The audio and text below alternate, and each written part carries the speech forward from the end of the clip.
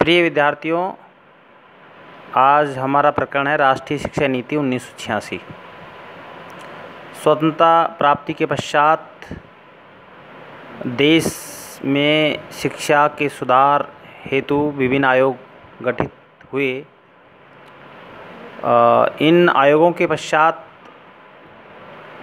सबसे शिक्षा में युगांतकारी परिवर्तन लाने के लिए देश के तत्कालीन प्रधानमंत्री स्वर्गीय श्री राजीव गांधी ने सन 1985 में देश के लिए एक नई राष्ट्रीय शिक्षा नीति की घोषणा की।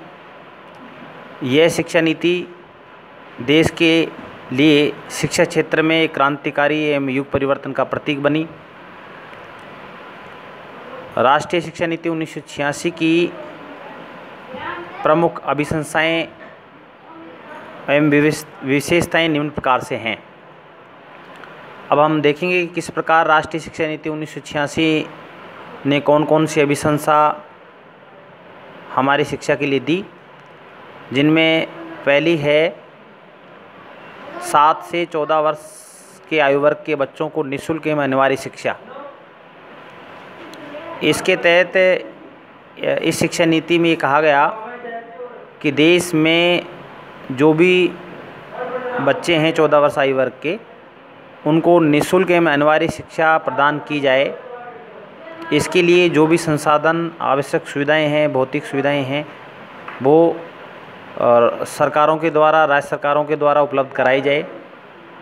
इसके लिए हर ग्राम पंचायत स्तर पर और जो ढाणियाँ हैं उनमें कम से कम दूरी पर प्राथमिक विद्यालयों की स्थापना करके इस उद्देश्य की प्राप्ति का प्रयास किया गया।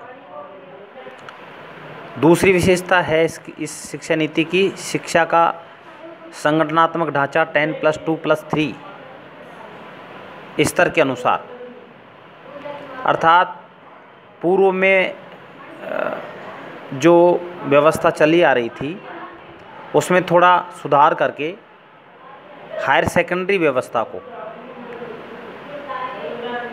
परिवर्तन करके माध्यमिक और उच्च माध्यमिक परीक्षा के बाद 3 वर्ष के लिए प्रथम वर्ष, द्वितीय वर्ष और तृतीय वर्ष स्नातक पाठ्यक्रम को लागू करने का प्रावधान किया गया, जिसके तहत शिक्षा का जो सुधार है स्तर के अनुसार उसमें परिवर्तन हुआ। तीसरा जो बिंदु है हमारा प्रौढ़ शिक्षा केंद्रों की स्थापना। इस प्रावधान के अनुसार ग्रामीण क्षेत्रों में प्रौढ़ शिक्षा केंद्रों की स्थापना करके ऐसे वंचित, शिक्षा से वंचित जो व्यक्ति हैं जिन्होंने किसी कारणवश से पढ़ाई छोड़ दी, उनके लिए प्रातःकालीन या सायंकालीन प्रौढ़ शिक्षा केंद्रों की स्थापना करके उनकी सुविधा के अनुसार उनको उच्च शिक्षा के लिए, आगे पढ़ाने के लिए सुविधाएं, भौतिक सुविधाएं उपलब्ध कराई गई। चौथा जो बिंदु है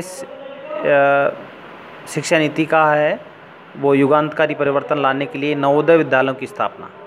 देश के जो प्रतिभावान छात्र छात्राएं हैं उनको आगे लाने के लिए, उनको भौतिक सुविधाएं उपलब्ध कराने के लिए, उनको अच्छी शिक्षा देने के लिए कक्षा 6 से एक प्रवेश परीक्षा के माध्यम से नवोदय विद्यालय हर जिले में स्थापना करके उन छात्र छात्राओं को जो प्रतिभाशाली हैं उनको उनमें कक्षा 12वीं तक निःशुल्क शिक्षा देने का प्रावधान रखा गया। और इसमें उन छात्र छात्राओं को भी प्रवेश दिया गया जो प्रवेश परीक्षा में उत्तीर्ण हुए और प्रतिभावान हैं। उनको आगे लाने के लिए हमारे देश में नवोदय विद्यालय की स्थापना वास्तव में एक क्रांतिकारी परिवर्तन था। और 5वां बिंदु उच्च शिक्षा के लिए मुक्त विश्वविद्यालयों की स्थापना। इस शिक्षा नीति का जो अहम बिंदु है वो है राष्ट्रीय मुक्त विश्वविद्यालय, ओपन यूनिवर्सिटीज़ की स्थापना। इससे हमारे देश में उच्च शिक्षा प्राप्त करने के द्वार जो हैं वो खुले। जैसे कि कोटा में वर्धमान महावीर खुला विश्वविद्यालय की स्थापना वो इसके तहत ही हुई। छठा बिंदु है माध्यमिक शिक्षा में व्यावसायिक शिक्षा को बढ़ावा।